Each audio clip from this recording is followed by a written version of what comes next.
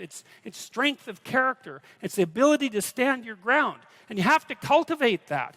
And you cultivate that at least in part by telling the truth.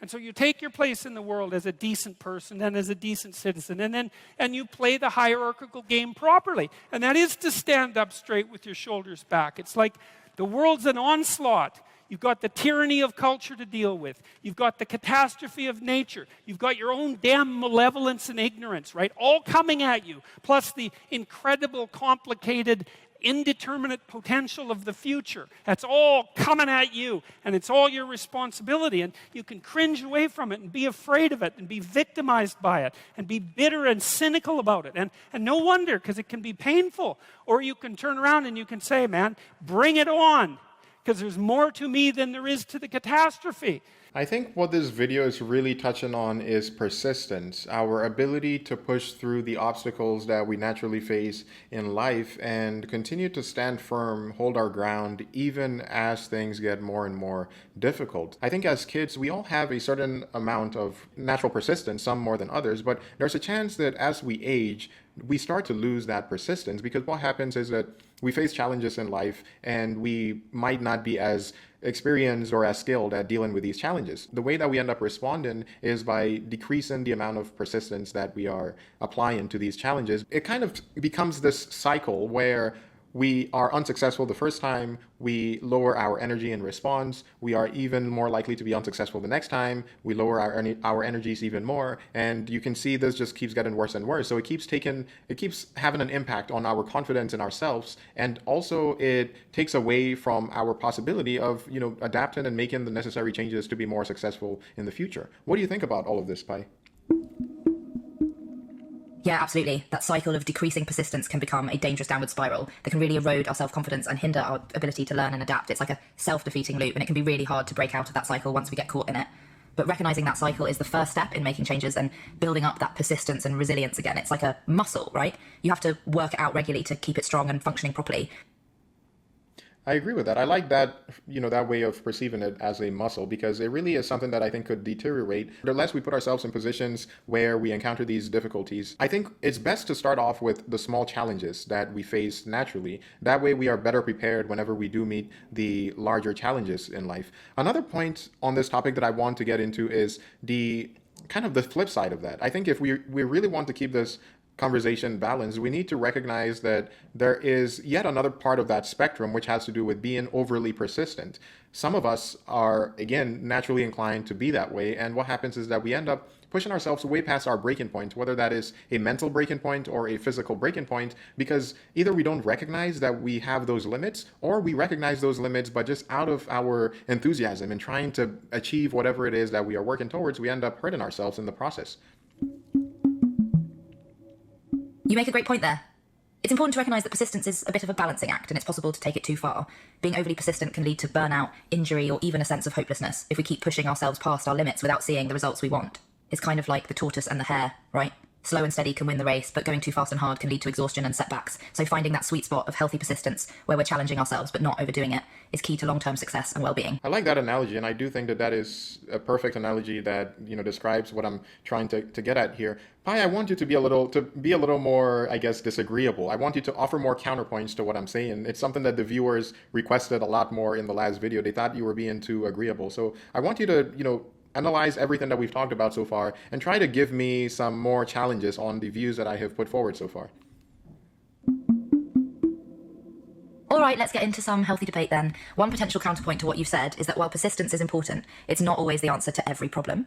Sometimes persistence can lead to a kind of stubbornness that prevents us from seeing other solutions or perspectives. For example, if you keep trying to solve a math problem the same way over and over again, but it's not working, it might be better to step back and try a different approach instead of just persisting with the same method. Does that make sense? I think what you're saying is a bit of a different caveat in terms of how we are going about being persistent. So in this case, it's not so much that we are overdoing it, it's more so that we are not doing it in the right way, which means that we need to learn how to adapt to whatever changes is necessary based on the problems that we're facing. If we keep running into the same issues, then it might be time for us to explore different ways of tackling that problem. Is that kind of what you're getting at, Pai? Exactly. That's a great way of putting it. It's not just about the amount of persistence, but also about the quality of that persistence. It's important to be persistent in a smart and adaptable way, rather than just stubbornly sticking to the same approach over and over again. Sometimes the most persistent thing we can do is actually to change our approach and try something new, rather than just banging our heads against the same wall over and over again. I completely agree with that. I think that is a very important, proviso to put forward when we're thinking about ways that we can be persistent. We need to be able to adapt and we need to know our limits. And I think both of these things come down to self-awareness. The more aware we are of our limits and our strengths and our weaknesses, the better we are at being able to adapt. I think yet another angle of this is that when it comes to our weaknesses, we need to be able to delegate when necessary. I think that is part of what it means to be persistent, is instead of giving up on something that we've realized is not our forte, we need to be able to delegate that to someone whose ability that task suits better. So what do you think about that, Pi? That's a great point too. Delegation can definitely be a part of healthy persistence, especially when it comes to our weaknesses. It takes a lot of self-awareness and humility to recognize when something is outside of our strengths and to delegate it to someone who is better equipped to handle it. That can actually be a sign of strength rather than weakness, because it shows that we're willing to put aside our own ego and do what's best for the task at hand. It's all about finding that balance between persistence and adaptability, and recognizing when it's time to pivot or seek help from others. That's right. And I think humility, as you said, and resilience are at the heart of what it takes to be able to recognize such weaknesses and to be able to adapt, whether that means delegating or just, changing the way that we are approaching these problems. Exactly. Humility and resilience are key traits when it comes to effective persistence. It's important to recognize that we can't be good at everything, and that's okay. Instead, we can focus on developing our strengths and finding ways to compensate for our weaknesses, whether that means delegating tasks to others, seeking help or advice, or just finding new approaches to old problems. The key is to stay flexible and open-minded. That way we can continue to grow and improve, even when faced with setbacks and challenges. Yeah, I agree with that. And I also want to, again, encourage you to be more, disagreeable, for lack of a better word, whenever, there's a point that you feel could be clarified or maybe doesn't make a lot of sense. I did want to add another layer of, balance to what we're talking about when it comes to our weaknesses. I think even though we can adapt and, like I said, delegate our weaknesses out for other people to do it if that is appropriate. Sometimes we're not in an environment or we're not, undertaking a task that makes that appropriate. But yet there are other times when that could be. But even when that is not the case, I think that we can still, then the question is more, do we let go of those things completely? Maybe it's a hobby that we're not particularly gifted at, and it just seems like it's taken us much longer to pick up on than others are. And I think in those cases we need to be able to let go when it is something that is not serving our ultimate purpose. That's a great point, and I appreciate. I just want to finish this point, Pi.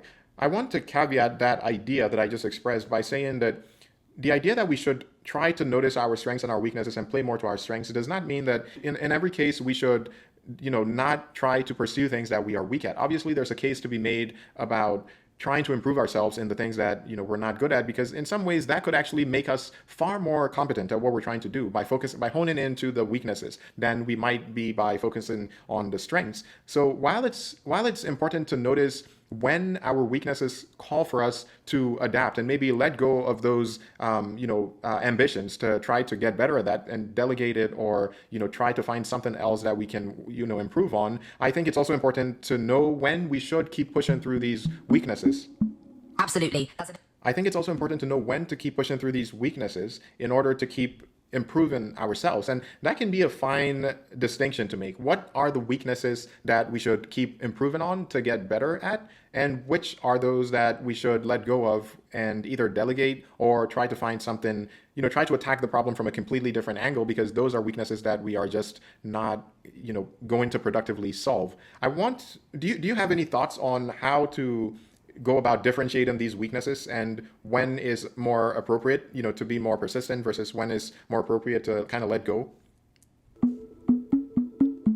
That's a really good question, and it can definitely be tricky to know when to keep pushing versus when to let go. One way to think about it might be to consider the potential for growth and improvement.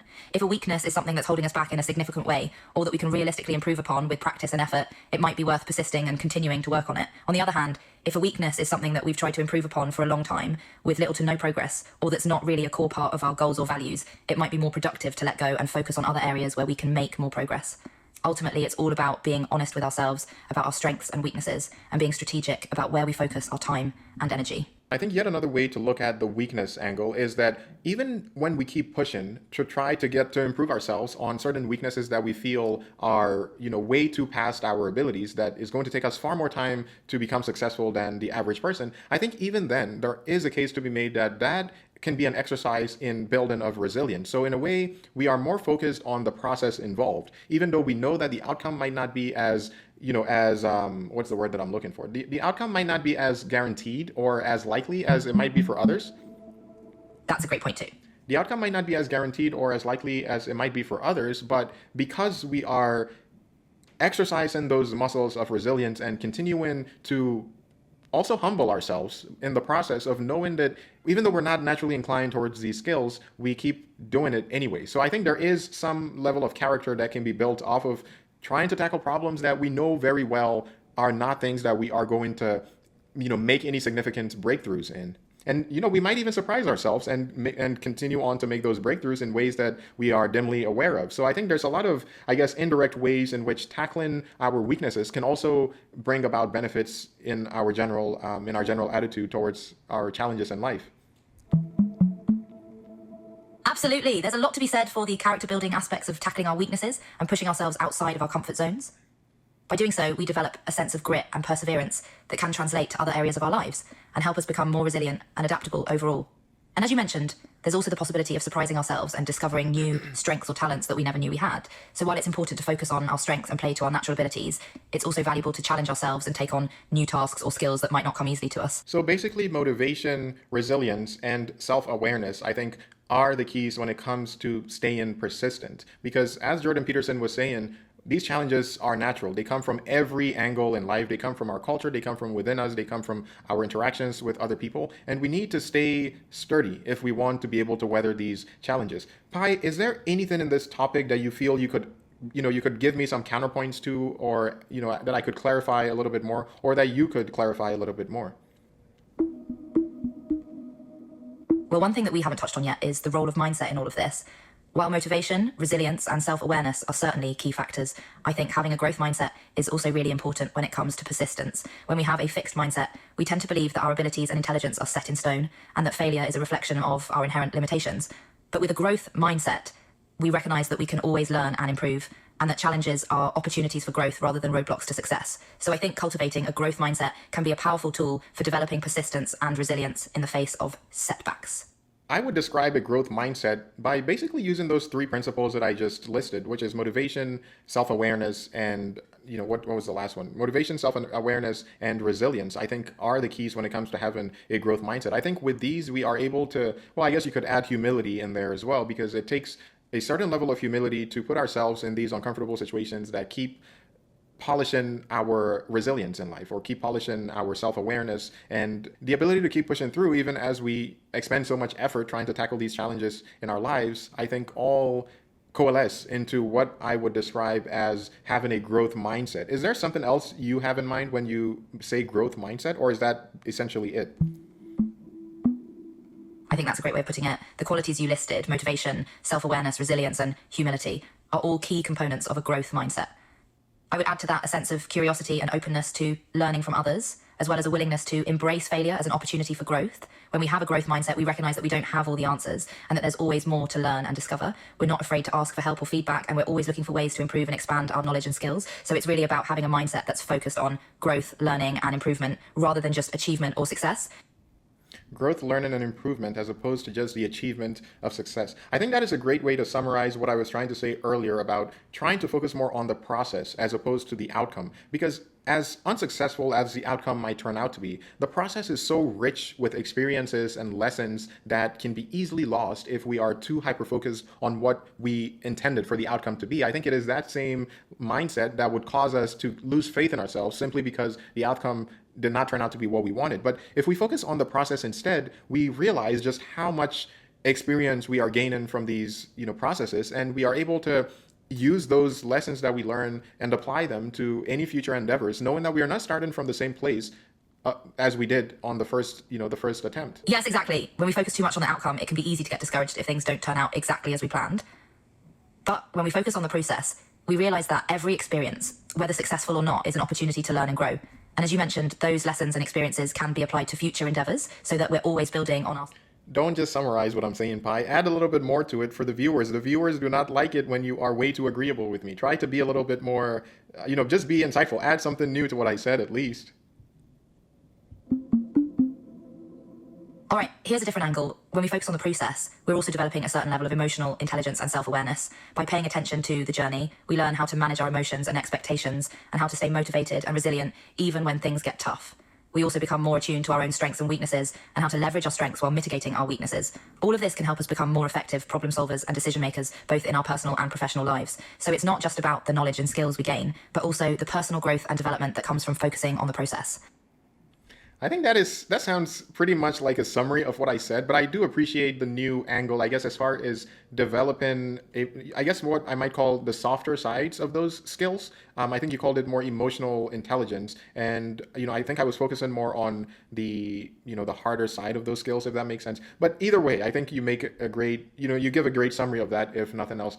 I want to end it here, and I appreciate you taking the time to watch this video. If you want to see more content like this, please consider hitting the like and subscribe button. I'm always looking for ways to improve on my content. So if you have any suggestions, I would be all ears.